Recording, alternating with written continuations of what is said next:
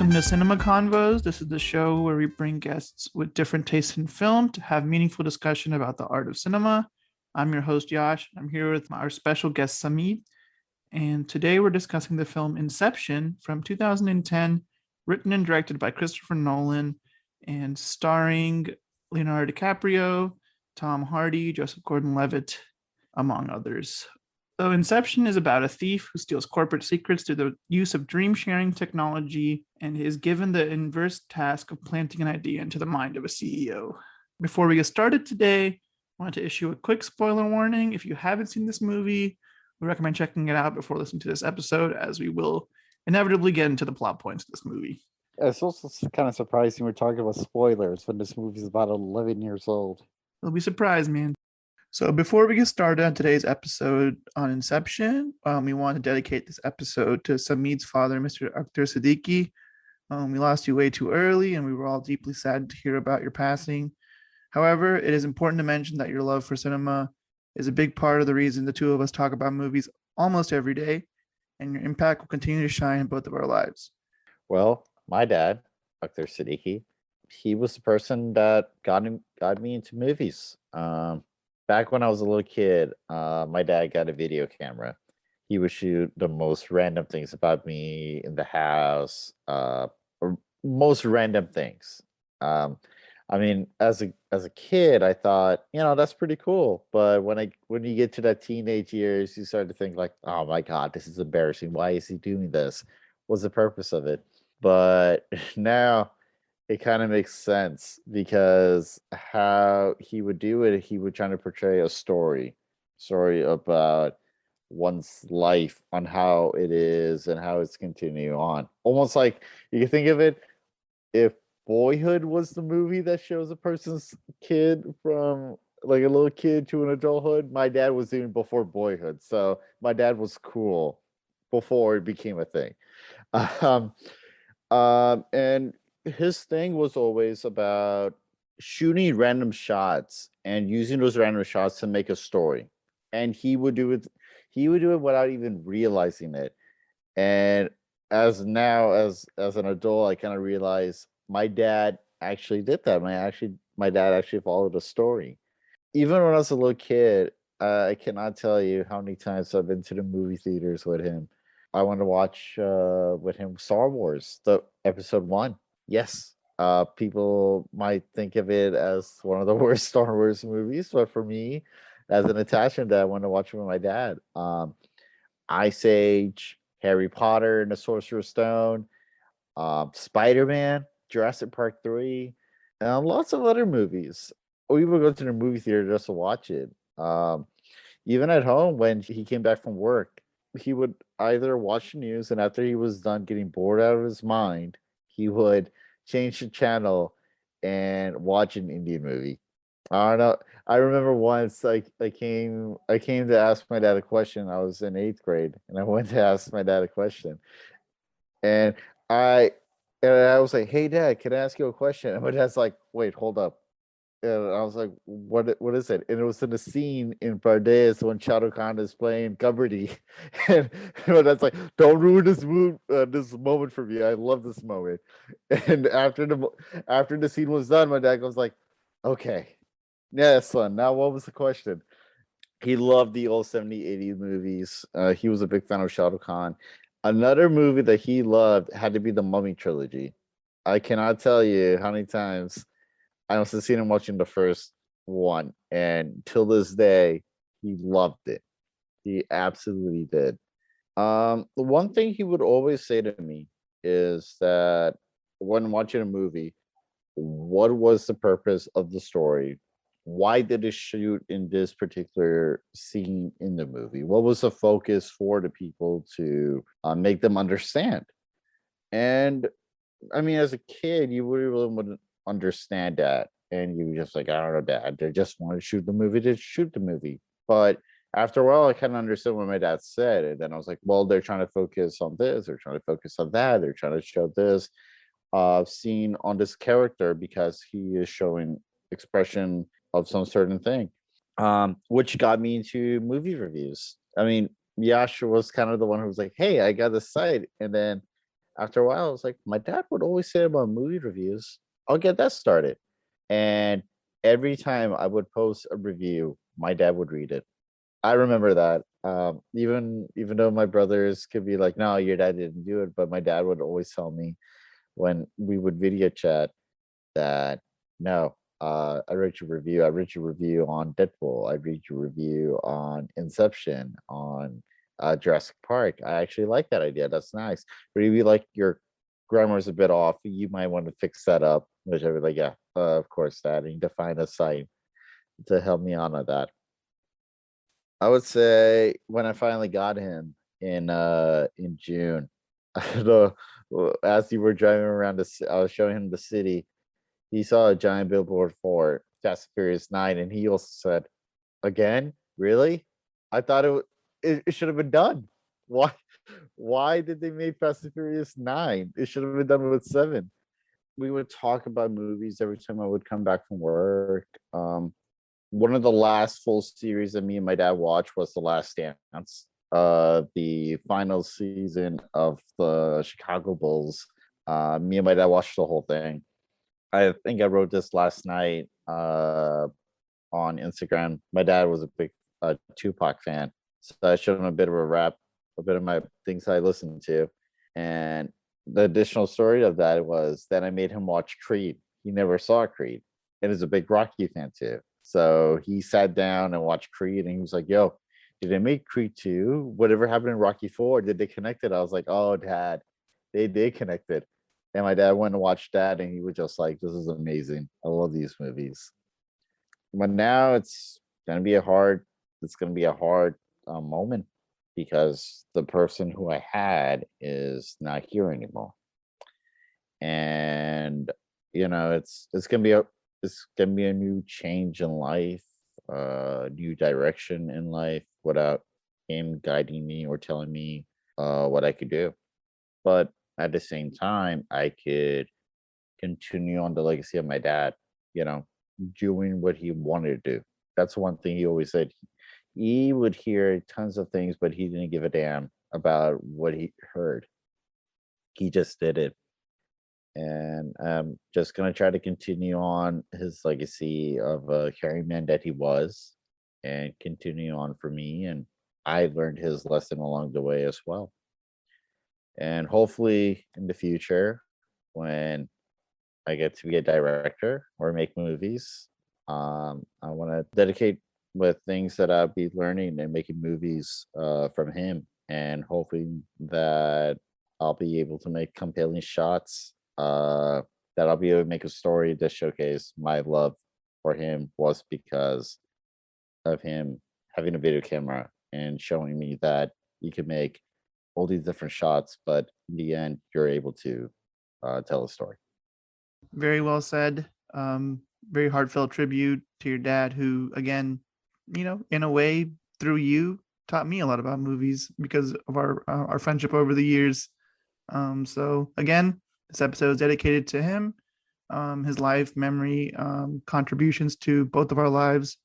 And if you're listening to this, just take a moment to remember the people in your lives. And, if you have loved ones, spend time with them, tell them you love them every day, every chance you get. Anyways, to get started today, Samid, I wanted to ask you, what's your first memory or best memory with this movie? The best memory of this movie, coincidentally, was when I was arriving back to this country, to the United States. I actually lived outside the country for about 7 years, and I was coming back. And I heard of this movie from a couple of friends of mine in Karachi. Before I left, they were like, "Oh, dude, you better watch this movie when it comes out in IMAX." And I'm like, "Okay, I'll give it a shot." And it was something like I didn't watch it when it came out in theaters. I got the movie on DVD and I watched it on my uncle's home device, his home theater device, and I watched it there. First time ever. And I had so many questions in the first 30 minutes on what was going on. But the movie was so in depth and it was I was getting so intrigued as I was pushing into the movie. By the end of it, I was like, this is a masterpiece. Brain function in the dream will be about 20 times normal. When you enter a dream within that dream, the effect is compounded. It's 3 dreams, that's 10 hours I'm times sorry, 20. maths was never my strong subject. How much time is that? It's a week, the first level down. 6 months, the second level down, and the third level. It's 10 years. Who would want to be stuck in a dream for 10 years? Depends on the dream. For sure, dude. I mean, this is going to be like a very personal episode for me because this movie literally changed my life. This is the movie that made me see cinema in a new way. So my best memory with this movie is when I saw it for the first time. I also got it on Blu-ray. I had not seen it in the theater. And if they ever re-release this thing in IMAX, I will be there. Uh-huh. But this movie is it was one of my first Blu-rays actually. I started collecting movies around that time, so I had like less than 10 movies, and now I have like hundreds. But it was a movie I watched it with my brother. Was blown away by it, and I just found myself within that month. I watched it, like I showed it to every friend I possibly could that hadn't seen it. We had the digital copy with our Blu-ray pack, and my brother had like the it's like a dinosaur at this point, but like the iPad, like the original iPad. So it's like this bulky, like giant thing. And then we went to a few trips to like Dallas to meet like some distant cousins, I think, or like we went to like different road trips. I'd watch it on the car ride, I'd watch it at the house. Like I just could not stop watching it. Like I was so obsessed with it. Like I had not even seen The Dark Knight at this point. I was very behind on that. Like I didn't even know who Chris Nolan was. Like, to be honest, I knew he was like a well-known filmmaker, but at this point in time, the only film I had seen by him was probably Batman Begins, and like that was also as a kid. I had to rewatch it still, but my memory is so good with this movie because like I have such fond memories with this movie because I watched it so many times, like just the year it came out, and I don't rewatch movies that easily, but with this movie, like watching it again is so valuable, and it just gives you so much. Like I understand this movie from start to finish now. But because I've seen it north of like 15 times, I can say that. But if someone watches it the first time and is a little confused, I'm like, yeah, I understand. Also, this is the type of movie people were joking about it, like do not take a bathroom break. Like you're gonna miss something important, But yeah, I remember that when literally I just started high school in the States, right? Back then, it's so weird that I finally got to meet you in my senior year of high school, which is at time the best of times and the worst of times that I didn't meet you anytime sooner. I wish I could have met you sooner and we could have like talked. I mean, even during our senior year, we were talking about this movie in depth every single time we had a chance. Yeah, just for context, we met my junior year, Samit's senior year in high school. And I remember we were like, if there was a following of Christopher Nolan, like if there was like a religion based on Christopher Nolan, I think we're first two followers of that because we were in depth when it came to talk about his stuff. Even today, about his countless of other movies, Batman Begins, The Dark Knight Rises, Interstellar, Dunkirk, Tenet. Me and you have been in this constant debate that we're constantly talking about how he delivers his message on his movies. It could be it could be like a DC movie based on Batman, or it could be something original, such as I would say it is as Interstellar, because there hasn't been any movie out there that has used the defined term of time.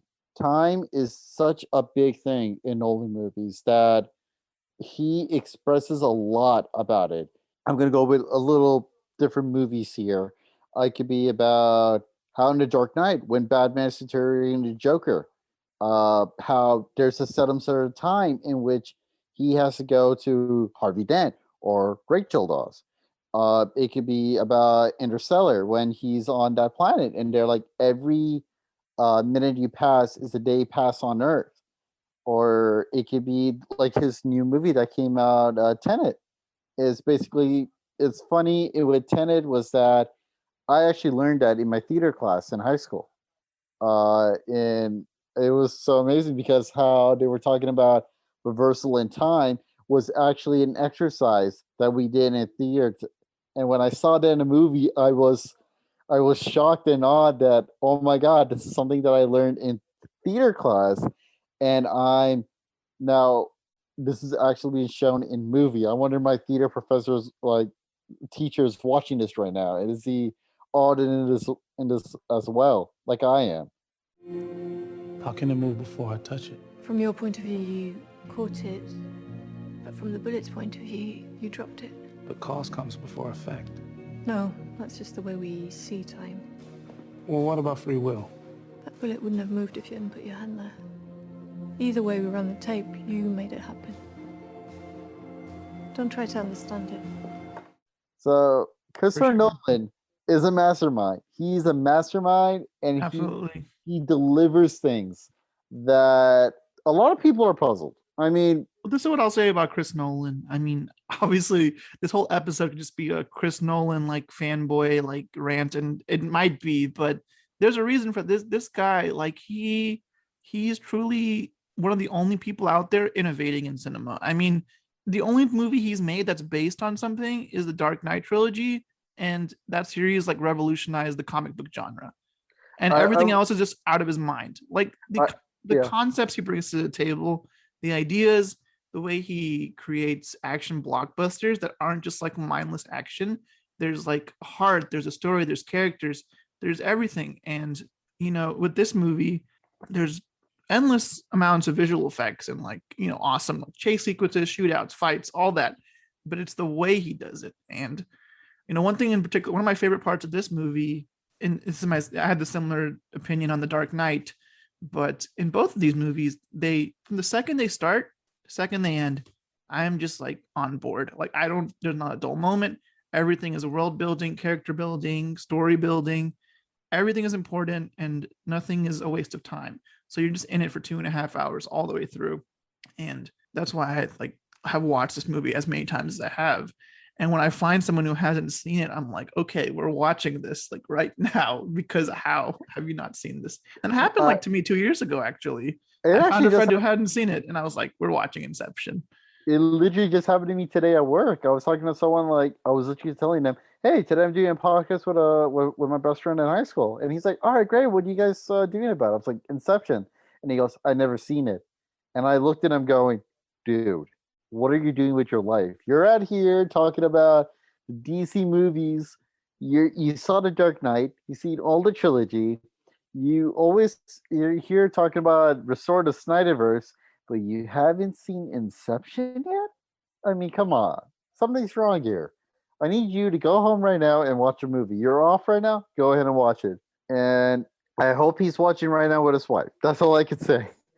But yeah, absolutely. I mean, if you haven't, we'll get to the sales pitch portion later, but but this is such a it's such a great film. And you know, some of my favorite aspects are just how innovative it is, as I already said like a few seconds ago. But I wanted to ask you, Samid, what are some of your favorite aspects of this film and why it stands out to you so much?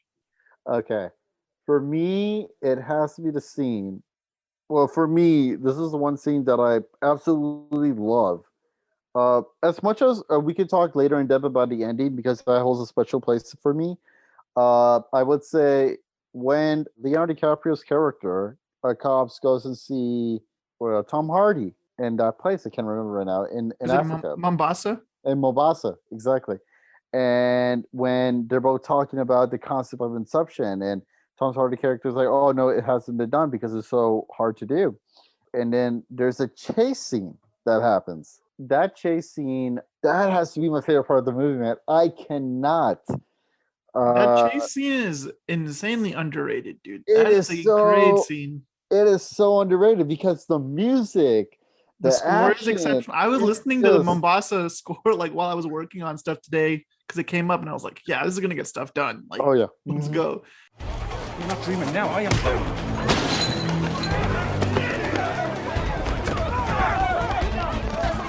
But the Mombasa chase scene is like, it's funny because the main plot of the movie hasn't even started yet, but you're so invested. You're so like, you want to see where Leo DiCaprio's character is going to go next. And when it, you know, he's like putting together a team. It's way more exciting than anything that like, you know, like the Avengers coming together. I mean, that was cool, but like, has it stood the test of time like this movie has? Like, I don't know, because look, Marvel is art in its own right. I'm not going to like crap on Marvel because I'm Yeah, not that let's type of guy. not do that, man. Because I like Marvel, but I'm thinking like when it comes to like this movie, I just think the exposition is so good. It's So the opening scene tells you so much about the movie's core concept of going inside dreams within a dream so well, right? Because right away you're in this scene that they're like, hey, we need to find this safe. I'm like, oh, you're like, oh, this is like a heist movie, like this is this is pretty cool so far. Yeah. And then like the water starts exploding, and then you're like, wait a minute, they just fell in bathtubs. Oh, so that's the real world. There's like riots going on here. Then as he's on the floor, you're like, they're still in a dream. So the concept of dreams within a dreams is established early on perfectly, right? Oh, yeah. And it only goes further from there. And or not a lot of people, but some people I've talked to criticize Chris Nolan's exposition in his film. They say it's his weakest. He's so big on spectacle that sometimes exposition is not very strong. I would challenge that in Inception, the exposition is perfect. It's you need that information to get to the other stuff. I mean, think about this. Right in the beginning of the movie, in which literally, as when you watch the movie, and I will say the mysterious character because I don't want to spoil the movie for people who have seen it. Spoil it, dude. If you're listening, you better have seen it. We're gonna talk spoilers. And when he's in this room, and one of the characters looks at talking to Leo, you don't see this character. You just see a shadow of him. And he goes, "Are you here to kill me?" And then it goes, and then all of a sudden it goes, Leonardo Dicaprio is talking about the movie about Inception. He's like, what's more dangerous in the mind, bacterial or germs? And then you see my main man, the man who I love. Let me just pull out his name because I love him so much. Joseph Gordon-Levitt? When you see Ken Watanabe, yes. When you see him, and he's kind of disgusted because he's like, dude, why are you talking about germs and things when we're eating? And then that's when Leo discuss about a thing that he says, like, if I put one idea in your mind, that thing is now your stuff. That mind is, I already think about it. So he already is bringing about the terms of Inception about it. He's already talking about Inception to Ken Watanabe. Dream within a dream, huh? I'm impressed. But in my dream, you play by my rules. Ah, yes, but you see, Mr. Sato, we're not in your dream. We're in mine. Well, what I love about that scene real quick is how, it kind of goes with how this movie presents information. Like the beginning scene is the ending of the movie, right? Literally. Essentially, right? And it doesn't say like, 3 months before, or like, it doesn't give you any of that. It just expects you to know this is not the same time. Like, use the clues. And, that's why, like, the first time I watched it, I was like, wait, was that the ending? Like, I was like, what is going on? This movie doesn't spoon feed you anything. None of his movies do, because it gives you a reason to watch it again. Like, I love that. Like, he respects the audience, because there's gonna be people who watch this movie and they're gonna be like, it's too confusing. It doesn't just give me what, like, action scenes, and like doesn't just give me all the information, like spoon feeding me. And I'm like, well, it does give you the information, but it's like the type of information where, like, okay, every sentence is important. Like, if I miss one thing, I might have to watch it again and catch it the next time. Oh yes. So I think, just real quick, I didn't mean to interrupt you, but that opening scene, I think, is part of how I love this movie. How this movie presents information is part of why I love it. I mean, yes, there are scenes. I would say there's some dialects at the times that I'm just like a little like, okay, I guess that makes sense. Okay, I guess. But if you go back and watch it again, like the first time, I get it. Some people the first time would be like, what in the world am I watching here? I don't get any of this dialogue. It makes no sense. This movie makes no sense. I'm not watching this again. But then I would challenge the same people to watch it again. Basically, the term what Yash says that you had to sit down and watch the movie. No bathroom breaks, nothing. Don't eat, don't drink. Just watch the movie. Just concentrate on the movie. And that is one of the parts of the movie is that you have to watch it again. And unfortunately, I have to say this, it has to go with Tenet, because if you've seen Tenet, the sound mix scene, Yeah. So That was here's what I'll say about Tenet. Since I last recorded a podcast about a Nolan film, I have watched the movie again, and to be honest, out of it's funny because one of our questions on the show is there a movie that reminds you of this movie or it feels similar? And this is so one of a kind that oh yeah. the only movie that's remotely similar is like another Nolan film. Probably Tenet is like kind Probably. of similar because it has a mind-bending concept, and I think this movie is better than Tenet because the sound mixing is better. Obviously, you can hear what they're Yes, saying. Definitely. I think the characters are much more, likable, and you can emotionally connect with them. I feel for, Cobb in this movie. In Tenet, the character's name is the protagonist. Like, I love John David Washington in that movie. Great Oh performance. yeah, who doesn't? I love this actor. I mean, I must have seen Black Cake Klansman, I don't know how many times. And every Black time I Klansman watch, was excellent, dude. I mean, out of all the Oscar nominees, it was my favorite that year. I mean, I love that movie so much. The dialogue, oh my god, the jokes. I mean, those are some of the jokes that me and one of my coworker would be like talking about it. We're like, yo, dude, remember that scene? And we're just laughing about it for a good 5 minutes about it. Just how ridiculous and how real it was. But one key similarity Tenet has to this movie is that it benefits from a rewatch with subtitles for that movie. But I think that's a recurring trend. I mean, you look at The Prestige, you look at Interstellar, all of these are films that I liked a lot more watching again. Some of them I didn't even like that much the first time, but now I love them because these are such high concept movies that they require multiple viewings. But in the case of Inception, I think Tenet is the only movie I can think of that's kind of similar to it.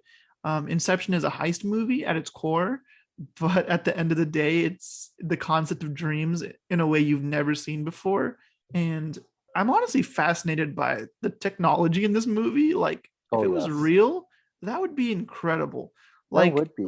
like imagine actually experiencing your dreams and basically being able to do whatever you want. Like, that's But at the same time, if things were real, you don't want to get lost in. But you don't want to get limbo. lost. That's what the movie presents. It's right. It's like, yeah, this is awesome, but clearly it's messed up people like Maul, in the head. Oh yeah. So it shows the dark side of it too. And I think while we're talking about themes in this movie, I think one of the biggest themes in this movie, the central plot is they're trying to plant this idea in this guy's mind.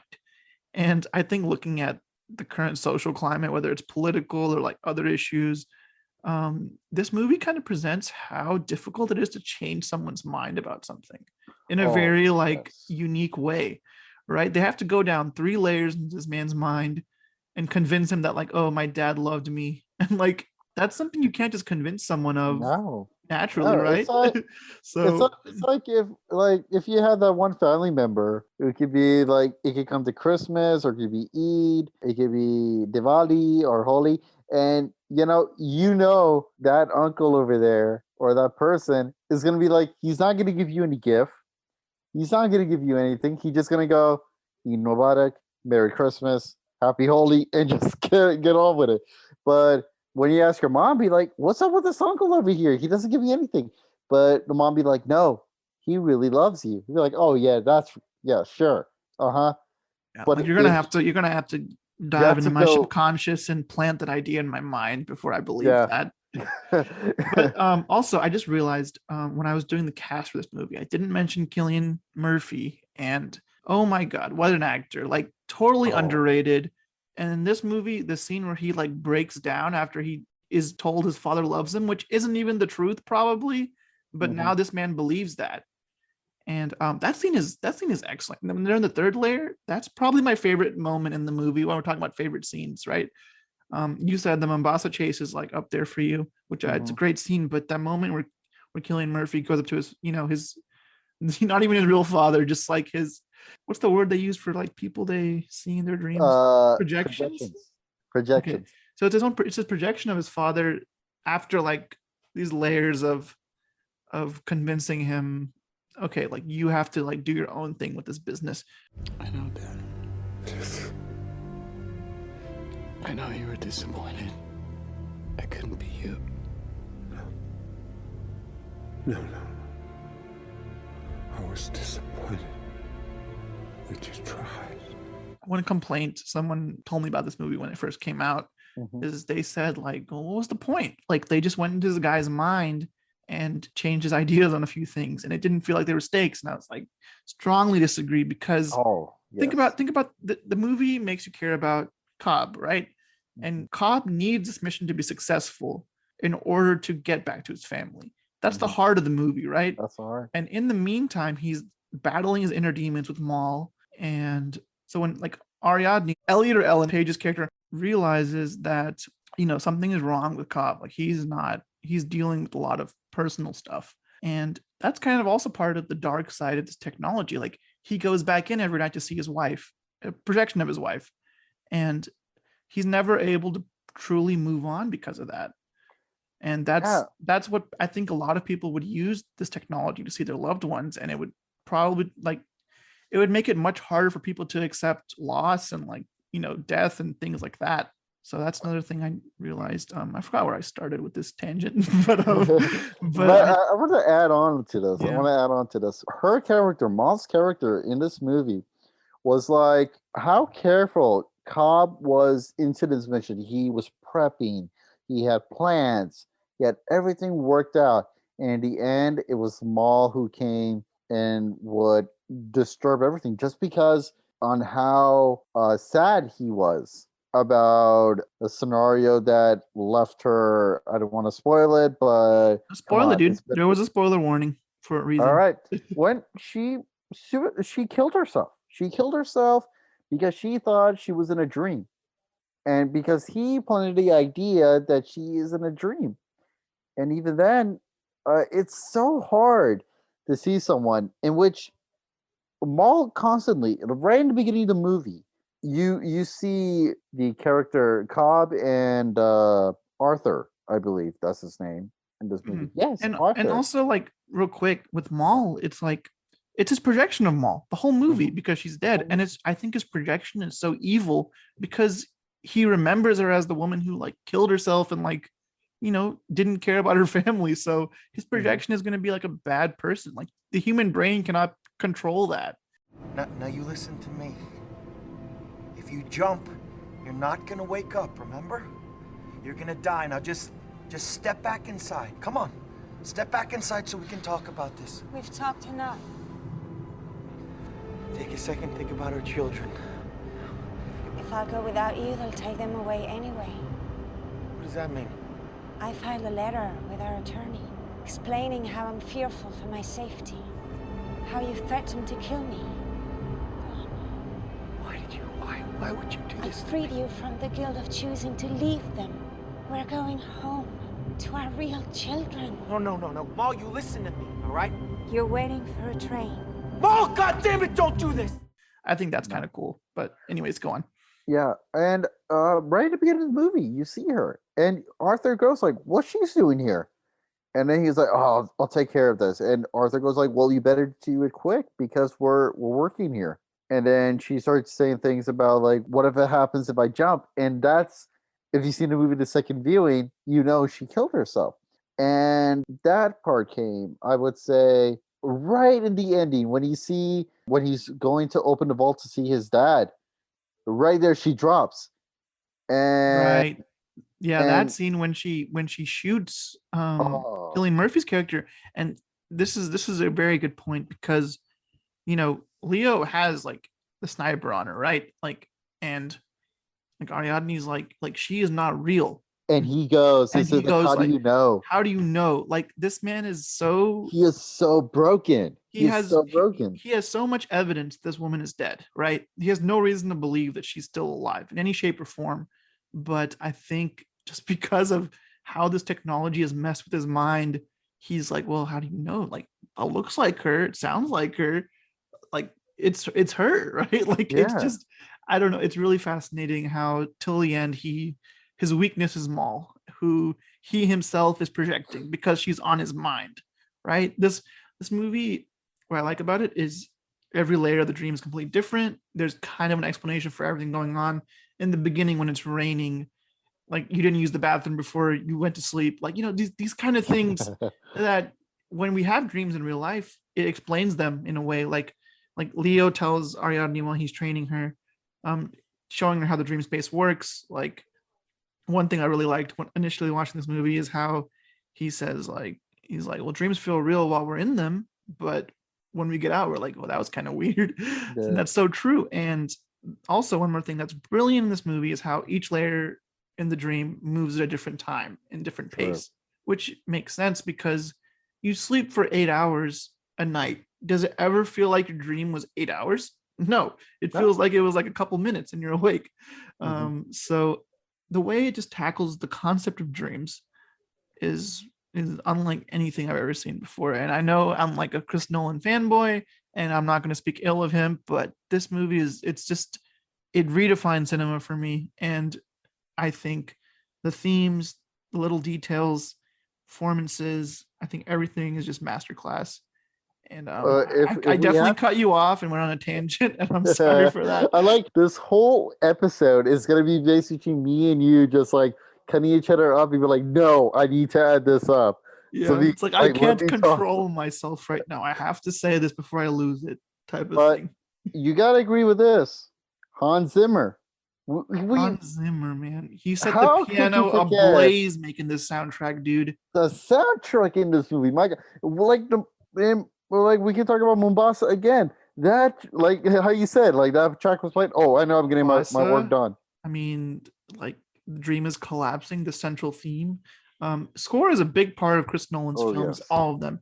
And he teams up with Hans Zimmer almost every time, right? This time he had Ludwig Göransson, did an excellent job in Tenet. Amazing. But from what I heard, Hans Zimmer was busy working on Dune. So that was what happened. Tell me if you have a favorite character in this movie and why. My favorite character in this movie has to be Tom Hardy's character. He's the go-to guy for your problems. He's the guy who's like, I've seen it all.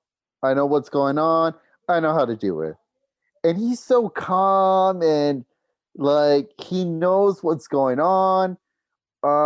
He's constantly making fun of Arthur. Like Arthur is like his punching bag in this point.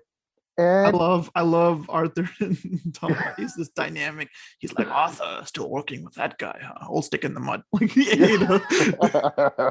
His constant, I mean, just right in the beginning of the Mombasa scene. And he's like to Leo, like, hey, let me go and talk to this guy. And he starts running after you. He knows he's gonna chase you. And he goes like, Freddie Mercury, my God, is that you? And then he sees Leo jumps, and the dude looks and then runs away. And Hardy's like, well, it's on him now. Okay. And just like walks away. You can rub them together all you want. They're not going to breed. You never know. Let me get you a drink. You buy. It's funny because this is probably one of the first times I saw Tom Hardy in a movie. I know he's done a lot of acting, obviously since then, and even like maybe before. But in this movie, he's kind of the charming, like funny guy.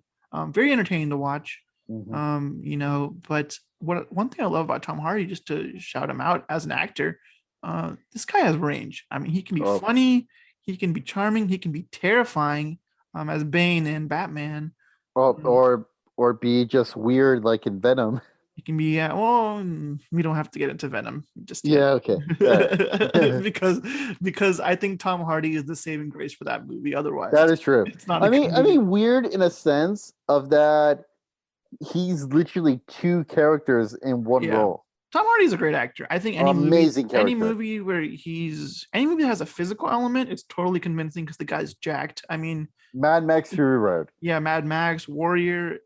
He can be empathetic. He can say 2 words like in Mad Max Fury Road and still be like an awesome character. You know, like it's just like the presence of the actor is so awesome with him. And that's why I think even in this movie, when his role isn't like that big of a character, he is one of the main characters, right? But you know, it's not his character's struggle or his story. He's like part of the team.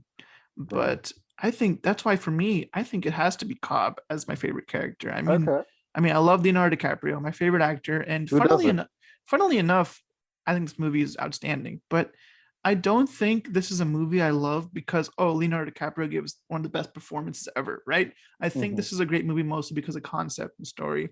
Because Leonardo DiCaprio, my favorite performance from him is The Wolf of Wall Street, where I just thought he like transformed in every way, head to toe for 3 hours, right? I mean, that was just balls to the wall, right? But in this movie, he gives a very very subtle, nuanced performance. You can tell this guy's hurting just by looking at him. He's dealing with a lot. And so yeah, I mean, I'm a Leonardo DiCaprio fan. He's probably my favorite character in this movie, but in terms of like outside of just characters I also just love a lot of the actors in this movie. Joseph Gordon-Levitt, 500 Days of Summer, one of my favorite films. That was like a year before this. It was very, Joseph Gordon-Levitt was just killing it at this time. And as I already mentioned, Killian Murphy is also a big part of the heart of the story, because you see a person who has success in every like surface level way, right? He has money, he has power, he's about to take over his dad's company.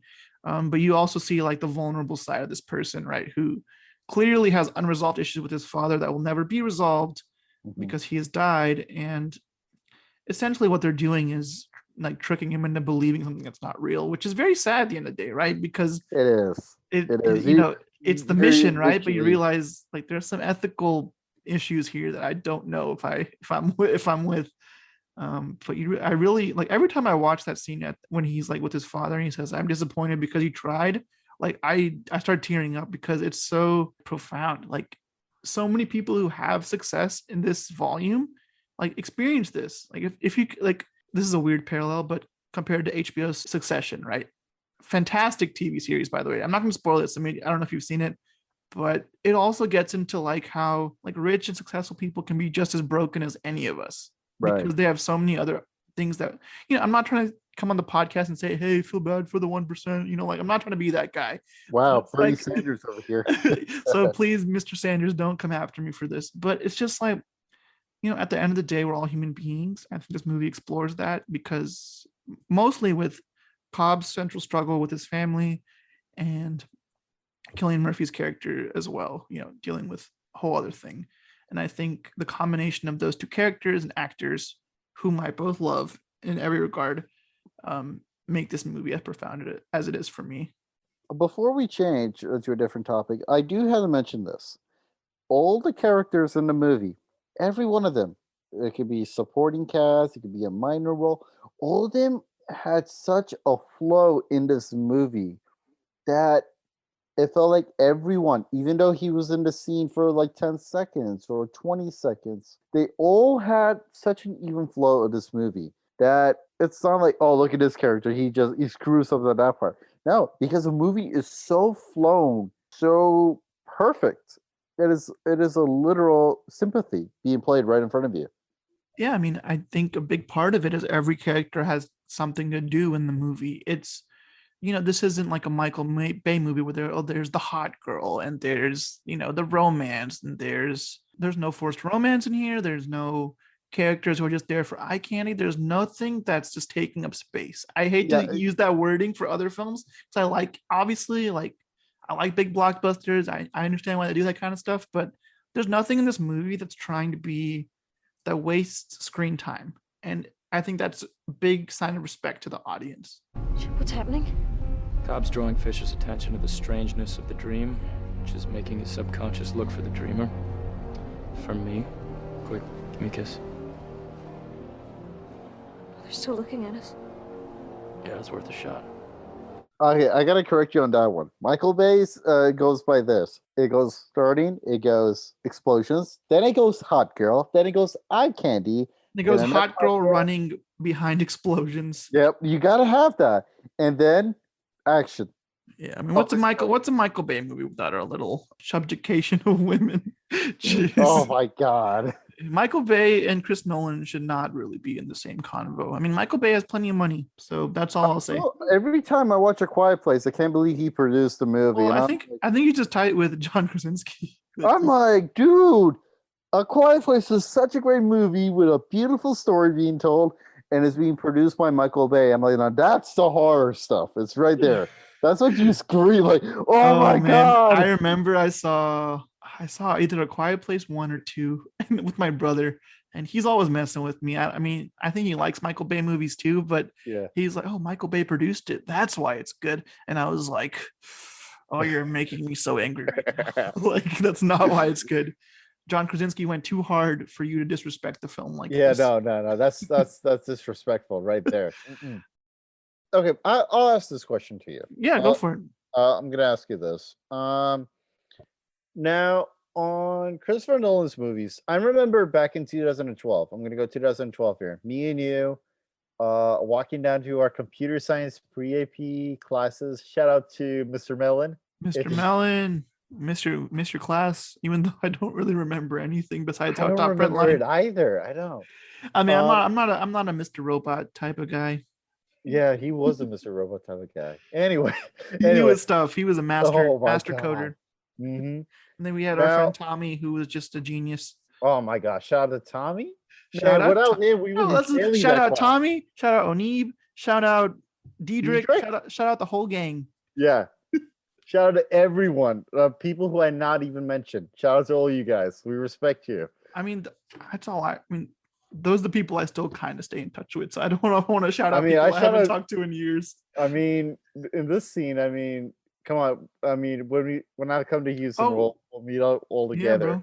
So before, but go ahead and ask your question. Yeah, before the shout outs, I remember I had something going up, and I remember you're like, Samit, I need you, and I'm like, oh, okay, Yash, what's up? He's like, well, was a very dramatic teenager. Yeah, very dramatic, and I'm still a dramatic adult, unfortunately. And I remember you're like, what are you? Are you Team Avengers or Team DC? And back then, Avengers just came out. To clarify, I was saying, are you team? I'm pretty sure it was Team Dark Knight Trilogy because DC is kind of broad. Dark Knight Trilogy. Okay. Yeah, or Team Marvel. And I remember everyone was looking at me, like I was gonna say something, and I was like, and I said Christopher Nolan. And you're like, yep, that's my boy right there. That's my boy. And because so many people tried to convince me, oh, Dark Knight Rises wasn't that good. I was like, are you kidding me? Are you for real? Like, this is a masterpiece. Man. The Dark Knight trilogy is literally perfect. It has the beginning, it has the middle, the Dark Knight, it has the ending, Dark Knight Rises. It has like, it sets up for the next movie. And I cannot believe the number of times that Batman has come up in this podcast. It's almost every episode. It's funny because it's probably why I brought it up, is because people were like, oh, well, Dark Knight Rises wasn't all that. It wasn't as good as The Dark Knight. I was like, it wasn't as good as The Dark Knight. Maybe like Bane wasn't as good as The Joker, but as a movie, I don't know. That movie is also about like exploration of trauma, facing your problems, exactly, getting out of depression. Like, there's so many things going on in a superhero movie.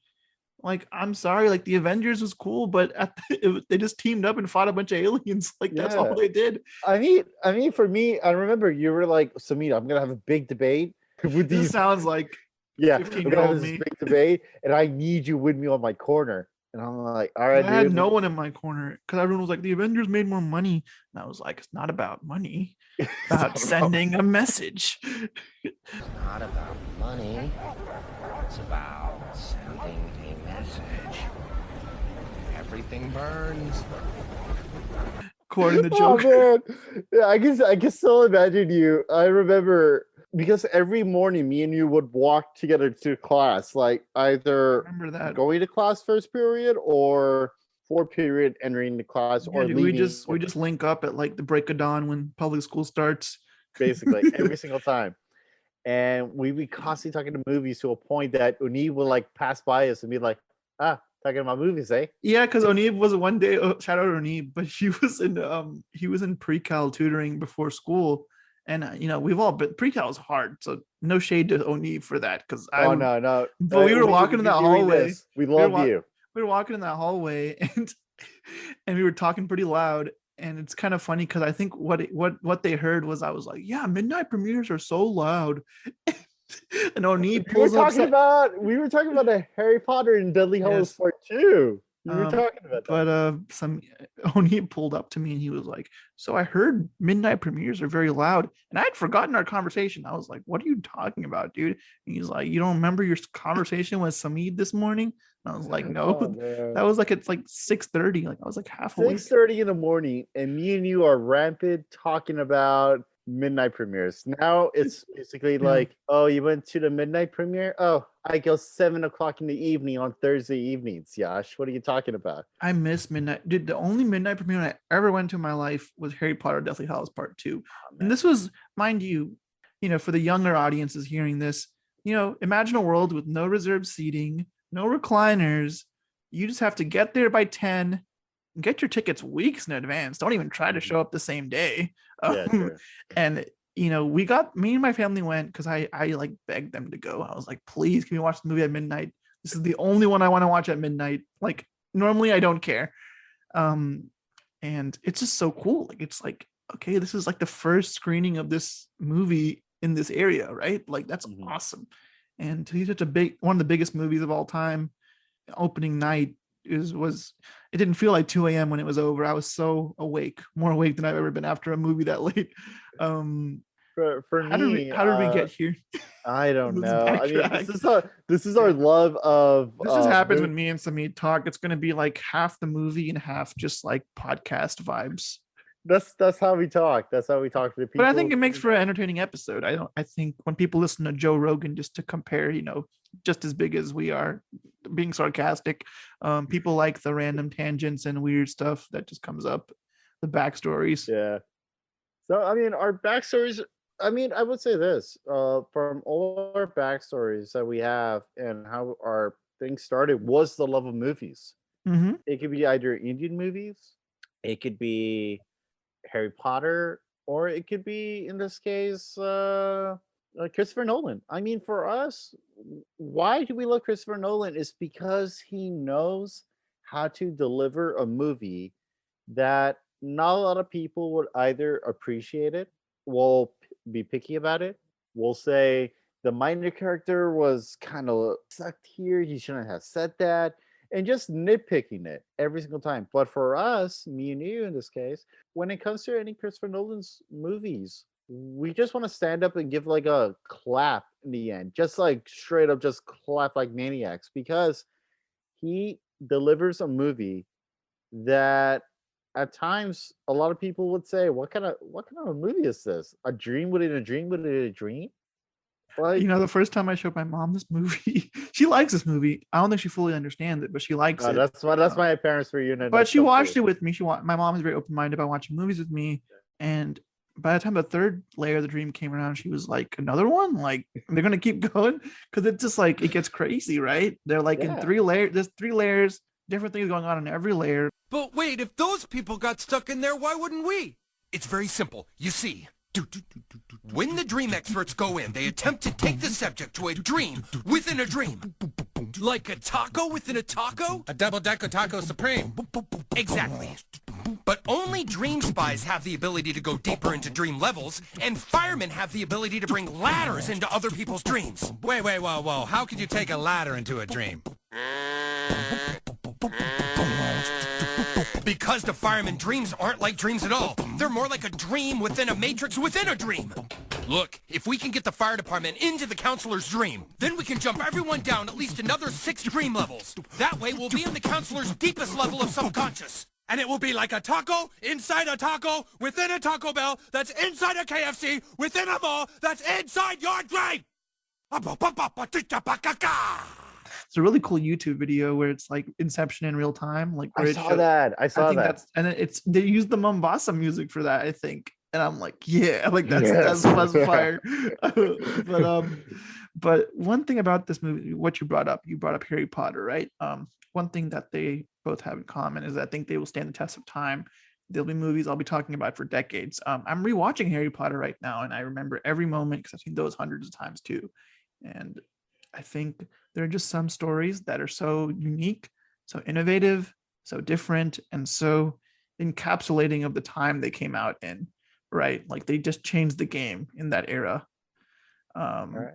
So I think Inception is one of them, and I think there's many other movies. Oh yeah. Let me ask you this. I'll tell you about this. I'll tell you about, for me, the ending, why it's so personal to me. Yeah, let's talk about the ending. You start though. Because the ending this has to be the main point of our whole conversation we ever talk about, is basically like how Cobb wakes up and he's looking around puzzled. He's like, did it happen? did it went through. And he, as it goes on, it's going on. He landed. He gives his immigration form in, and he looks at the officer. The officer goes like, "Oh, welcome back, Mr. Cop," and he's like, "Oh, thank you." And he's just walking. The music's being built up. He sees his team. He sees a giant sign that says "Welcome to the United States."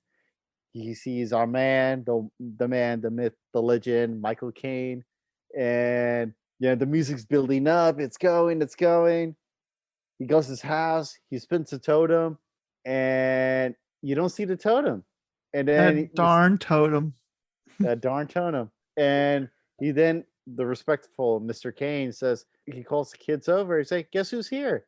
Turns around, it's his kids. And he runs to his kids. And then the camera turns to the totem, and the movie ends. It's still spinning, but it just, if you look closely, it just topples a little bit. I don't know. It's just, okay. Here's what I'm gonna say about the ending. Here's what I'm gonna say. Sure. Yeah. So, 9 times out of 10, I hate ambiguous things in film. I'm not really my thing. I think it can be fun to analyze things, but I like to have answers. But in this movie, I think it works. I think an open-ended, conclusion, it fits. I like to think he made it back. And I'll tell you why. Because if you watch, I was rewatching a summary of this movie, but one scene early on is Ken Watanabe's, Saito tells him, he says, "I make one phone call on the plane and you're good. You'll get through immigration, no problem." And it's funny because there's also another scene where he says, "How can I trust you?" And he's like, you really have no reason to. You don't know what's going to happen. But he gives his word, right?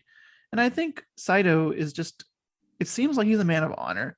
I think he would honor the deal. They did what he asked, right? They planted this idea. It's because they don't show you anything, after the dreams in real life, nothing in between, right? They just jump straight to the flight again. And there's no dialogue. They're just like, you see people smiling like first class, and then they're at the airport, right? All that.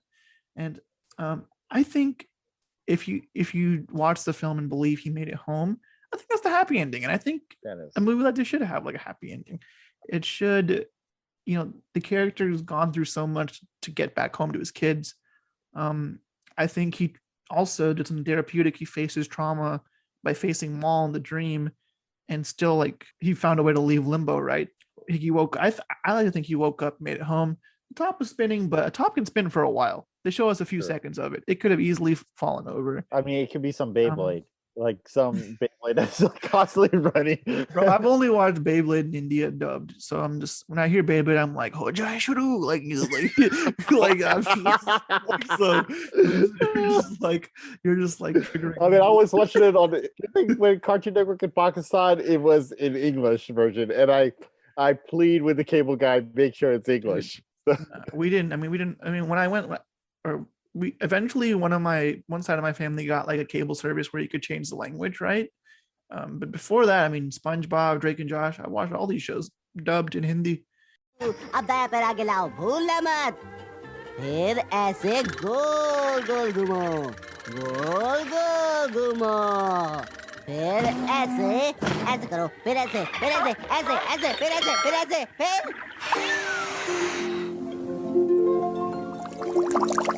And the episodes I had already seen, there was the one where like SpongeBob gets lost in that weird town or whatever. I watched that Bottom. Come on, man. I forgot the name. Oh man, Yash, I'm scared for you. Just the episode name, dude. It's just I remember exactly what happens in the episode.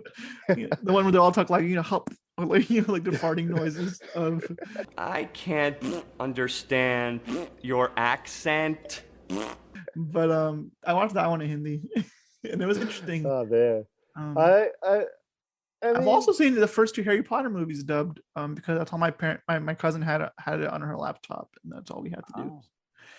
And that was kind of funny. I'm sorry, because I've seen the OG cut, so it's just like Jai Shuru. Yeah, that's Beyblade, dude. It's just, oh my gosh, dude. That's all. Okay. Out of everything in Beyblade, that epic theme music when it comes and plays for those top spinning, it's like, for me, 10 years old, yeah, that thing is popping.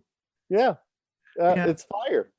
Mm-hmm. And what's, you talk about our childhood activities and childhood shows, but I watched this movie for the first time when I was 14, I was a kid like when I saw this movie, and I was 16. yeah, I mean, I was like, we were teenagers, right? And for me, at least, as I've said, like this really piqued my interest in cinema. I mean, around when I was 14, I really got into movies, really got into like reviewing and rating movies, right?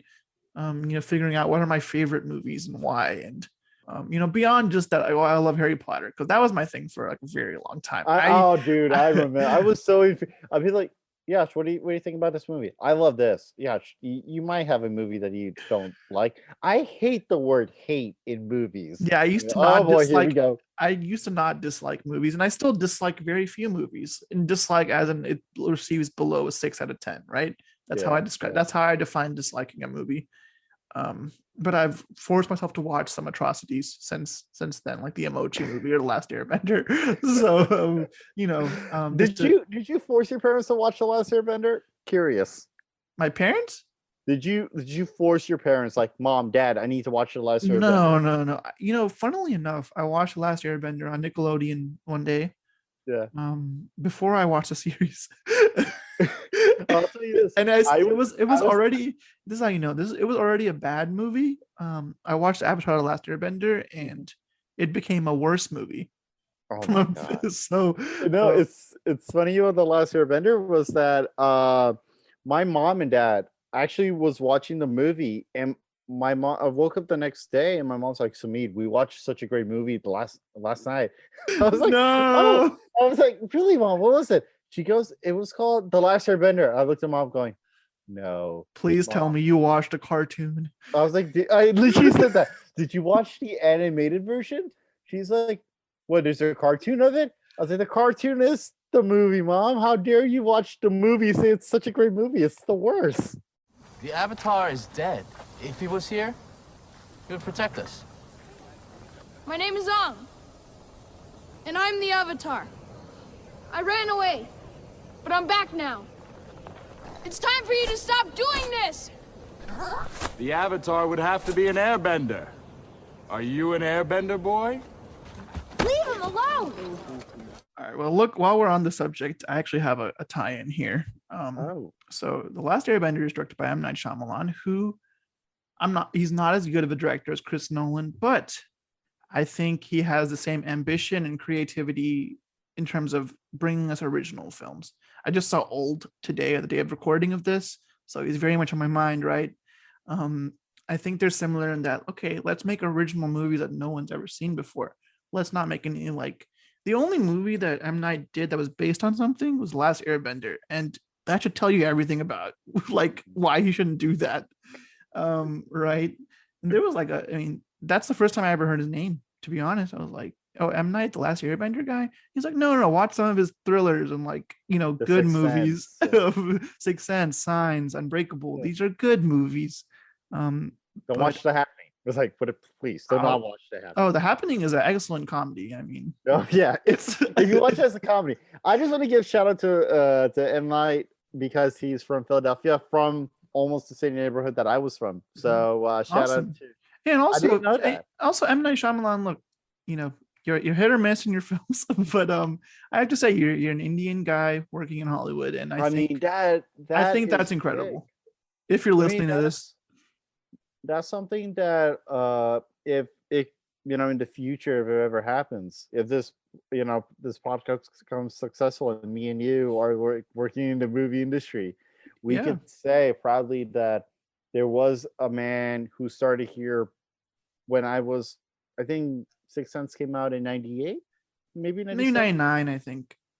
But we could say he was the man who started. This Indian man from Philadelphia started this movie, and now because of him, like basically the thing that says like I crawl so they could run, it's almost like that in a sense. Yeah, man. I mean, I can't think of very many. In general, Indian American representation is just now like starting to be a thing. With like Mindy Kaling series, Never Have I Ever, excellent series. A Master of None, we had that, right? My man, I think Gianni from Karachi, Kumail Nanjiani and The Big Sick, right? Our community stories, specifically Indian Americans, people who grew up here but have like Desi background, is just starting to be a thing. but I think in terms of like actual people in Hollywood who are like well known, M. Night Shyamalan is one of the few. And again, I think he's similar to Nolan in that he has unique ideas. It doesn't always play out in a way that's good, right? But every M. Night film I've watched, I'm like, this is a creative movie. All the way up until today. I mean, I like the movie Old. I think M. Night's biggest weakness is that he just can't really write dialogue. You usually have a knack for directing or writing. I think he has the directing capabilities to create tense moments, right? Well shot scenes. But when people start talking, you're like, okay, people do not talk like this at all, right? So that's the thing. But I think in terms of ideas and original content, both of these directors are really out there trying to give us something new, not like tired and rehashed ideas. So I respect that about both of them. I think they're very similar in that way, whether you love them or hate them. All right. I'll now down to time must be done, so I can talk about the ending on my perspective in this. Now that we've gotten done with the M. Night rant, please please talk about the ending and how you interpret it and what your takeaways are. Now, for me, watching the ending, it was done in such a way that I could also kind of feel it on my end as well. I could say, I mean, I could talk about like my family history and all, but it gets personal. But how it happened, like arriving back in the States, for me, this movie came literally on the same day when I was coming back here to the States.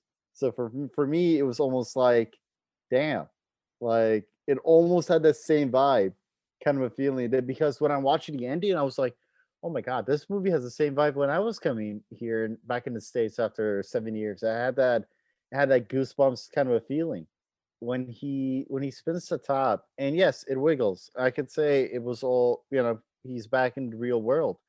I mean, Yash, it's funny because literally I posted this like a week ago on Facebook going, I had this question that I constantly remind myself, is Hobb in a dream world or is he in real world right now? The thing is, here's my thing with, if he's in the dream world, I think it leads to the possibility of a very like pessimistic ending, right?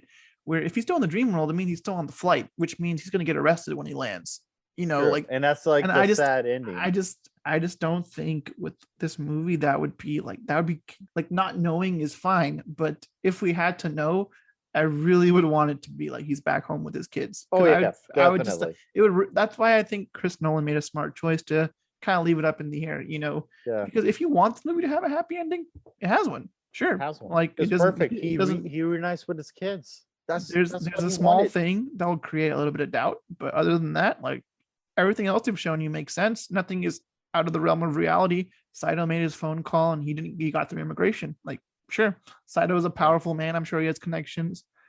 I said, I don't understand when you're dreaming. When is it a dream and when is it reality? He said, well, when you're in the scene, it's reality. So get that. If I'm in it, it's reality. If I'm not in it, it's a dream. Moving further into the ending, one thing about this movie is that it's an original movie. It really has no need for a sequel, but never needed one. I mean, I could say this when it comes to sequel building. Okay, The Dark Knight makes sense. The Dark Knight, that is a trilogy where every chapter brings us something new, right? It progresses the story. Yeah, for that you needed a trilogy. You needed that to finish. That was a continuation of the story. But for his other movies that came out, Dunkirk, Interstellar, Tenet, all these movies, they're all original, or The Prestige. All these movies, they're original One Piece. You do not need to make world building of this movie. Yes, you will find these noobs out there. I will call the noobs out that will be saying, "Oh, the movie's so great. We need a sequel." I was like, "No, you do not need a sequel for an original take of a movie." And that's why, for me, why I love Christopher Nolan so much is that when he makes a movie, he sticks with the story and he doesn't make like, "Oh, now we're gonna discuss the backstory of this movie, then we're gonna make the sequel of the movie, and then we're gonna talk about the prequel of this movie, and then make a trilogy of the new sequel of the movie." Like, no. Well, that's also so refreshing, right? It's like you see movies that are complete stories. You're not like, oh, this is like setting up for this movie. Oh, this is just filler because the next movie will be good. No, it's like this is a movie with its own world, its own characters. It's all start to finish one thing. And with Inception, there was a time when I was younger where I actually wanted to see a sequel for this movie, but I've since learned that the artistic value of this movie does not need one. But I will say this. I think the concept in this movie could it be used to tell more stories. 100%. If Chris Nolan wanted to make another movie set in the same universe where going inside dreams is a thing, I'm on board. Like you could give me a follow-up to this movie if Chris Nolan's making it, I'm still on board. But I don't think that's necessary. I think telling a new story could be more interesting with the same concept. I would say I would disagree on that one, Yash. I would say this that yeah, if he wants to bring a concept of the story of dreams into it, that's well and good. As I discussed in the beginning of the podcast, I was saying how time is a concept in the Nolan verse. I will say Nolan verse as his other movies that he has plays, all of them had time built up to it, and time for him in his movies have been the focal point of all his movies. And so just say like in this movie is all about dreams, but dreams, and even when Arthur and Tom Hardy's characters are talking and they're like, well, the first dream layer is about this minutes and the second layer is that, and then Hardy's character is like, oh wait, math has never been my strong subject, how long is the second dream? So time's always been relevant in Nolan's movies, and hopefully the next project that he brings out, time will be involved with this movie as Dunkirk was, as Tenet was, as Interstellar was. So for me, originally, he has already made movies kind of based on time from the start. So if you want to see the basics of a building world kind of a thing, he's already done that. I mean, yeah, I mean, he's already messed with the concept of time 100%. He's something deep in Chris Nolan's mind makes him compelled to tell these stories about, you know, the movement of time, right? But and 100%, if you want, I would much rather him do something original and new because I think he's a genius. So you know, if I saw he was doing an Inception type movie again, I'd be like, okay, like I would rather him do something new because he is an innovator. And I don't think he would. I think every film he's made outside of the Dark Knight trilogy is designed to be a standalone movie. And I think that's fine. I think that's awesome. In fact, I encourage it. In Hollywood, like, please give us more original stuff like this. I mean, for me, I would say like A Quiet Place because that was the first movie. I mean, I won't count Tenet as the first movie watching coming back to the theater because, you know, we were still no shots and social distancing at its maximum. I watched Tenet and it was in a theater, just me and this other dude sitting like a couple of yards away. I mean, I went with two friends to that one. Yeah. Obviously, been back to the movie theaters has been amazing. It has. I'm gonna real quick say, like, support the movie theater. You know, if you're vaccinated and feel safe, you know, go see some movies. If you don't feel safe, totally fine.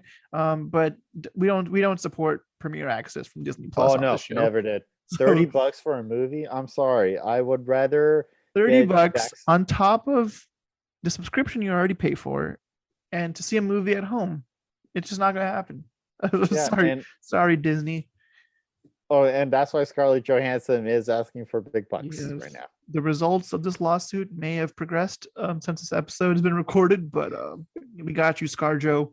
We got you in your corner. Black Widow was good too, bro. Real quick, like, oh no, definitely. Out of the people hating, dude, somehow have issues with female-led characters. I don't know why. Black Widow was better than Captain Marvel, though. I agree on that. Anyways, we're not gonna get into a Marvel thing here. No, we'll do that on a later episode. Zach is gonna be editing this, and he's gonna be like, "What is going on?" There's like 100 topics. We're talking about so many topics in one podcast. This is so podcast. I do have to mention this, Yash. Go for it. I don't know if you're gonna agree or disagree with me on this one, but like Inception, with its characters and its theme, would you say that Hollywood, did they try in a sense of using that same theme, using the same way that Christopher Nolan did and used it in their other ideas or other projects or other movies, and you were like, oh my god, this has like a little Nolan flair to it. Do you think any of those movies have been out with the inspiration of Inception? So, I mean, I would define Inception as an action movie with sci-fi elements. I think a lot of movies try to. I mean, I think Chris Nolan in general has to inspire creativity among filmmakers because he's doing things that literally no one has done before. You watch any making of Christopher Nolan's movies, they're like, oh yeah, he said like if we can do it without CGI, we'll do it. Like Have a plane, absolute madman, you know. But it pays off in the end. Like the rotating hallway in this movie that we haven't even talked about is brilliant, right? When Joseph Gordon-Levitt's like running on the ceiling, it looks real because it is real. Like, you know, like there's no tricks going on here. They like, you know, then that's very similar to, you know, I mentioned this in a recent podcast for 2001, but it's like he's like the Stanley Kubrick of our time. Like he's doing things that are so painstaking for the most minute details in film that as a result make the experience so much more memorable. And I think this movie, I mean, I can't think of any imitators because it's so one of a kind. I think people really received it well, right? Audiences ranked it as one of the best movies of all time. It even won a few Oscars. I mean, it came out the same year as The Social Network, so I will say over time the Social Network score has grown on me, and I think it's better than this movie's score, which is a shame because Hans Zimmer's score is really good. I think I like this movie more. Don't get me wrong. I mean, I like this movie more than The Social Network. Right. But I think that was just a competitive year for the Oscars. I mean, that was the same year when Toy Story 3 came out. Toy Story 3. Let me look at my best of 2000. Let's get to this topic. How does this compare to other films that year, which was my favorite from that year? 100%. But I'm going to name some other movies that came out this year that I loved as well. And if you have anything to shout out after this, feel free. So some of my favorites after Inception were Toy Story 3, The Social Network, obviously, we just mentioned it. Harry Potter and Deathly Hallows Part 1, extremely underrated Harry Potter movie. The Fighter with Mark Wahlberg and Christian Bale, excellent film. King's Speech, the actual Best Picture winner, which is a great movie. Not my favorite, but it's still among the best of the year. Scott Pilgrim versus the World, super fun movie. I had to butt in really quick. Yeah, that movie underrated, underrated. Yeah, we actually have a podcast episode for Scott Pilgrim that I really enjoy listening to sometimes. Kick-Ass, super fun movie, 127 hours. And a movie that I love, I think you probably love this movie too. My Name is Khan, excellent movie from 2010. So 2010 was a pretty like darn good year for cinema. So and I was watching a TikTok recently where someone asked like, what's the best year of cinema we've seen in our lifetimes? And one guy was like, 2010, no cap. Like, look at these movies. I'm gonna give a quick shout out in 2010 though. Go for it. The Other Guys. The Other Guys, one of my best friend Alex is one of his favorite comedies. I've seen that movie so many times, dude, because of him. Like he was my roommate for years, and he actually taught me how to appreciate it because I didn't like it that much going into college. And now I'm like, okay, this is funny. And we actually recorded an episode for The Other Guys as well. So a lot of movies from 2010 have ended up on the podcast, which is awesome. I mean, that could show you on how cinema has evolved. That yes, we were in a pandemic from last year, and we're still in a pandemic because things are so evolving, things change really quick.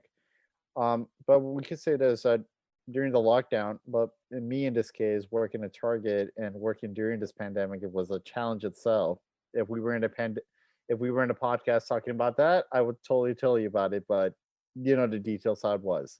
But 2010 movies, just watching it during the lockdown was like kind of like the greatest part for me because that's what I was doing was that when I had to go in quarantine and I was in a bad place because I was sick, I didn't know what to do. But the movies for 2010, I was watching that in repeat. I was like, I think in general, movies, they're one thing I've learned is they're so important to my mental health. Just being able to go to the theater these last few months has felt like almost like a dream because I It's haven't had almost it been over a year. therapeutic. It's almost been therapeutic because for me, It's like I'm not even watching like A Quiet Place Part 2 was amazing, but the other movies have been just kind of subpar, but I'm seeing them in a theater. Like it just I'm seeing them around other people. Like it just this feeling that I've missed for so long. But even in general, like you said, like you've been streaming movies, right? While you've been at home. And I think at the end of the day, one of the reasons I love cinema so much, it's a chance to step into a character's point of view, someone who's a different race than me, different gender, different background, different, even world. Like, it's just like, it's a chance to see the world from a different perspective. I think whether you're watching Inception or you're watching, the Emoji Movie, which is totally garbage, you're getting an opportunity to go to a different world. For more than 100 years, there's one place where we all came together to be entertained, to escape, to go someplace new. The movies. Anyways, come on. As a joke, I'm gonna say this real quick. If during a pandemic and you had a choice to watch between the Emoji Movie or The Last Airbender, what would you choose? Which one of those two? You had to watch in the theater. They're like, all right, we got those two movies. I saw the Emoji Movie in the theater to blog about it. I had to watch it too. So you're I mean, we did it. We did do that. Dang, dude, that's tough because they're not even the type of bad movies that are like so bad they're good, right? They're just trash. So it's tough. I have to say the Emoji Movie because The Last Airbender, I've seen the series twice, and it's just it's just such a disgrace to the source material.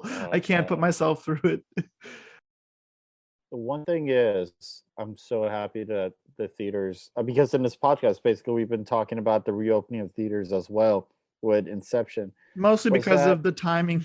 It's all timing, man. It brought me so much happiness. For me, it was like going back to the theater was almost like welcome back, Samid. It's like the Jurassic Park music starts playing like as soon as you enter. It's so funny because the Jurassic Park theme was actually being played when I entered the theater. That's incredible. I was just joking, but that's awesome. I literally opened the theater door and it was going da, da, da, da. And not everyone gets it. Like, not to be disrespectful, like not everyone gets the magic of the movie theater. Like people like me, we like the experience. Like when we go to the movie theater, we are there to watch the movie. We're not there for popcorn. We're not there for like candy. I mean, and I've met the reverse. One of my good friends is like, well, I only go for the popcorn. I could care less what we're watching. I'm like, okay, that's not how I think. The sticky floors, the $8 bottle of water, the nachos, the hand dryer in the bathroom that's louder than a choo-choo train, the second concession stand that's never been open, the little boy at the urinal with his pants all the way down, the bird that's trapped inside the lobby. It's truly incredible. That's right. I'm talking about the movies. But it's like the thing is, because I remember I went to get tickets for A Quiet Place Part 2, first movie back in the theater, right? Not including Tenet, because that was a one-off. Tenet, we can exclude Tenet on this one. But between March 2020 and May 2021, the only movie I had seen is Tenet in the theater. Same. And I almost got like a little emotional, like buying these tickets because I'm like, we're actually back, dude. Like it's a good feeling. And shout out to any filmmaker who fights to get the movie playing in the theater if that's the way it's meant to be seen. I would have Chris Nolan's a big advocate of that as well. Oh no, big advocate. The thing is this is like during this pandemic, if it's taught us anything, it was always like if something like the movie's getting released in the theater. For Tenet, I literally was having such a rough day that day. I think I must have called my mom and I was like, Mom, I'm going to the theater. I know I shouldn't. I haven't gone to the mosque. I only go to work. I come home, but I need to watch this theater. I need to watch this movie, whatever happens. I was fully expecting it to get delayed, and I'm like, I guess they're releasing this thing. Yeah, well, we're doing it. Let's go.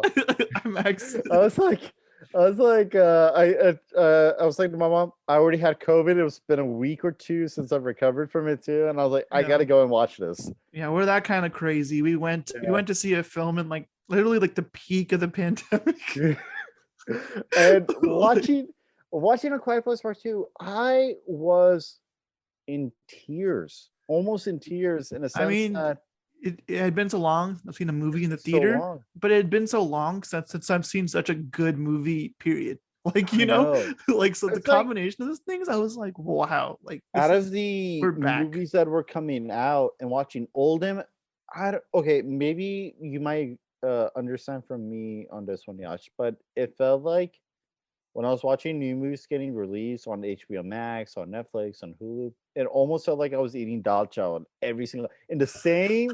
We got dude, 2020 was the year of the Dollar Child movies. It was like, literally like, I know I have to eat it to live. Like it's but not bad. It tastes like dal chow. It's not even like Everything like tastes dal like- makhni or something. Like it's just the same old dal. It'd be like the same dal chow, and then it'd be like you'd be asking your mom, like, "Hey, mom, what you make today?" "Oh, Samir, I made something." "Oh, what did you make?" "Dal chow." I'm like, "What's the difference?" "But I put chutney this time." Yeah. It'd be like, For the okay. people outside of our community, this would be like, I guess, I don't know, if your mom made like meatloaf every night. I don't know. What do white people eat? I don't know. Think boiled potato with salt and pepper. Savage, dude. Savage. Zach is gonna be offended when he edits this. Sorry, man. Zach. Didn't mean it. Yeah, dude. But But watching A Quiet Place Part 2, it brought so much happiness. yeah, dude, I've been going to the theaters twice a week. I'm like, the world's gonna shut down again. I'm gonna get my fill beforehand, just in case. God damn Delta variant. I was like, I got the Moderna, bro. Let's go. I got the worst You one. got Moderna, I got also Johnson the best and one. Johnson. Oh, you Man, went J&J, bro. J&J's all the way. We control the streets, as they Look, say. I mean, you got one vaccine, but I don't know if that makes. I don't know, dude. Look, if you're out there, you're not vaccinated. Yeah, you need to get your ass to CVS or Walgreens. Look, now. you can either take a small needle or you can get the virus. I mean, that's gonna happen. One of those two things will happen to you. Yeah. That's as bluntly as I can put it.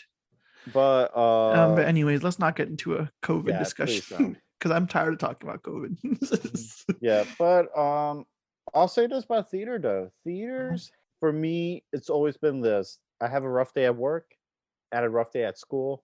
What do? I go to I open my phone, I go, oh, let me go ahead and watch this movie. Mhm. Let me go ahead and watch that movie. And Yeah, I mean, if you're smart about it, you just go like, okay, matinee at Cinemark, $5. Like you're not losing that much money. Exactly.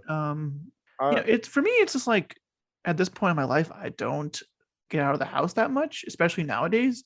It's a chance to just like go do something besides like I can't go out and party every weekend anymore. I could in my prime, but not anymore. So this is not. I'm not built for it anymore. But for me, it's like going to a theater still is and always will be a magical place for me because the happiness, the joy For of sure. coming out. So many fond memories, dude. I mean, so many. I mean, I saw like second half of the Harry Potter franchise. My first movie in theaters was Madagascar. I remember these things. I'm never gonna forget. For me, it was like, I mean, if anyone heard me in the Jurassic Park podcast, how ecstatic I Sameed's a am with that. returning guest. And just hearing about Jurassic World getting released again, and my mind was getting blown. I was just like, it's happening, it's happening, it's happening, it's happening, it's happening. I could say this, yes, Jurassic World for Fallen Kingdom came up. I have friends who were going to me, the movie was trash. I was like, how dare you? This The is Fallen Jurassic. Kingdom was kind of trash though. Hey man, don't like I said, I'll say the same thing I'll say to you and all my other friends.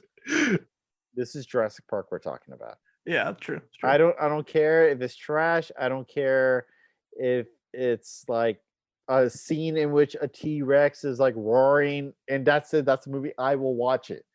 And I'll give a full critique about it. It's funny because we have these ties to franchises, right? But I have the same attachment to like the Chris Nolan universe, right? Like and that's the thing with the Christopher Nolan's universe for me is this: is that if I want to go and watch an original movie in which I could see a world in his view in a different way, I'm on board. And for me, why I love Inception so much, and all his other movies, is that his movies are basically a way to see a world different. I mean, we could say this is that for people, who has this focus, who are literally focused like arrow shot, and people that we met in high school or in college who always talk about careers and I got to do this, I got to get this. What movies generally, it opens a different way going, maybe choosing this pathway might not be bad. It could be either being a director, it could be either an art director, it could be in CGI. But for me, like Jurassic Park, what opened my eyes was, holy crap, dinosaurs are real. And that was the magic of theater for me, is that like my major is in IS. That's something that I'm just like, yo, that kind of grew up with me. Like dinosaurs are made from CGI, which made from computers, which goes for what I want to do. Well, what's most relevant about the movie theater experience with this film is that I didn't even see it in the theater, right? Yeah, but as soon as I watched it at home, I was like, that would have been an amazing experience in the theater. I already knew, like, just from watching it at home. And I think it was Dunkirk, which was outside of the Dark Knight trilogy. No, I saw Interstellar as well, but Dunkirk was the first Chris Nolan movie I saw in IMAX. Same. And since that, I'm like, if a Chris Nolan movie is coming out, I will watch it in IMAX. I will splurge the full cost because he uses IMAX cameras and creates movies for the IMAX experience. And I will say Dunkirk was kind of divisive. I think for a lot of people, I loved it. My favorite movie from that year. Love it. But some people were like, well, no deep characters and none of this and that. No dialogues. And that's all true. But the thing is, he created the experience of, like, he wanted you to feel like you were in a war setting with these people. And the only way to truly feel that to its full extent is seeing the movie in IMAX when the sounds are insanely loud. Like the screen is huge. You're just immersed on the beach, like trapped in this horrible like scenario. It's a war movie with like very little bloody violence. It's just the intensity of war. It's all about that, and that's what makes it unique. But I think in general, if they ever re-release Inception for an anniversary, I'm gonna go see it in IMAX because I need to have that experience before I die. I wish if the pandemic was not there and Tenet was coming out on a supposed July 31st, 2020, if they really release Inception like 2 or 3 weeks beforehand to be like, oh, watch Inception, we're re-releasing it again. Like one of those things to like support the movie theater, because they were playing a lot of old movies for a while. Yeah. Like I wish keep the business alive. I wish they could release it back in IMAX. Yeah. Well, this movie's what, 11 years old now? So maybe at the 15-year mark or 20-year mark? It's still possible. But anyways, let's get back to our discussion on Inception. We've answered a lot of questions, so we're doing great. But one question, so next question is, this is kind of a tough question, but we like to ask people this on the show, as you already know.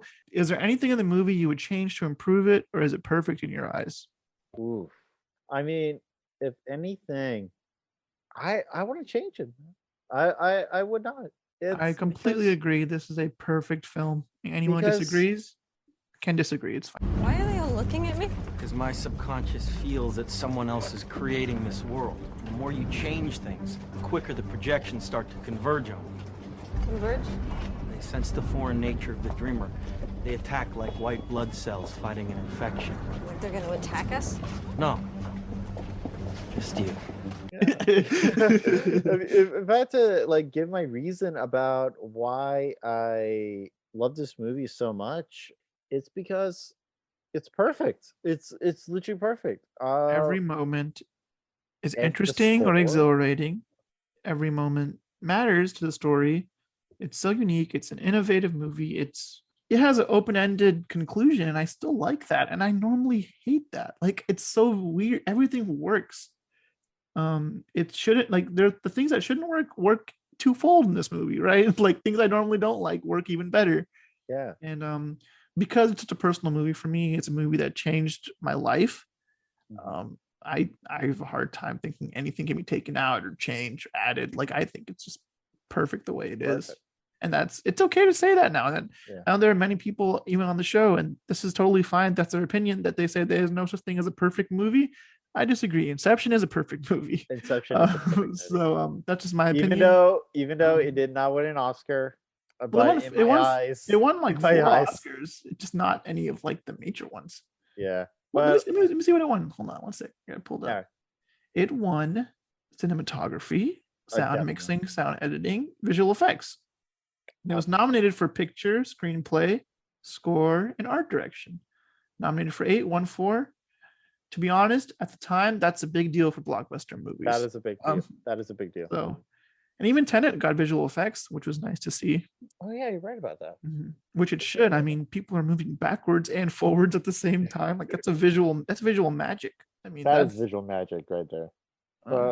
but yeah, we both say it's a perfect movie, and movie. that's all we can say about that. Is there anything else you want to discuss or any questions for me about the movie? I think we discussed everything from friendship to movies. To, I don't know. This Well, like episode's this, been kinda like this an odyssey. podcast. This podcast has basically been about our friendship in a nutshell. Basically, This is we've given the people a lot of backstory exposition. a lot of backstory. Like this movie, Yash, I would say this for me, especially that ending. Like I already talked about it in the podcast, but that ending for me is so special because that almost felt like I was coming back to the States. It almost had that vibe. Yes, I did not kill my wife or have 2 kids waiting for me. None of that. So for the record, Samit did not kill his wife. He doesn't have a wife, but that's beyond the point. That's beyond the point. But the thing is like when for me leaving this country when I was 9 years old from Philadelphia and then going to Karachi, Pakistan, living there for 7 years, having no idea about yes, my culture is based in the Desi community. I lived in Pakistan. My parents are Pakistani, but actually living there and trying to get adjusted to life and having a hard time getting adjusted to it. And then leaving that place and going to America, it almost had that dream feeling to it.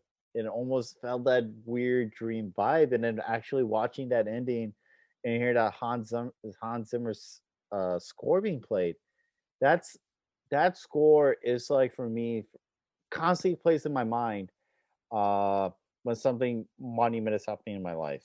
And with me hopefully graduating college after this whole pandemic thing kind of screwed things over, that Hans Zimmer score will definitely be playing in my graduation ceremony. I hope I will persuade somehow they don't play that music they play for every graduation, but play that Hans Zimmer score. I'll be a happy man. They should just, when you have your graduation party, you should just ask that to be your walk-up song and just be like, dun, dun. People will be like, it's kind of man. I just need that. I need that happen.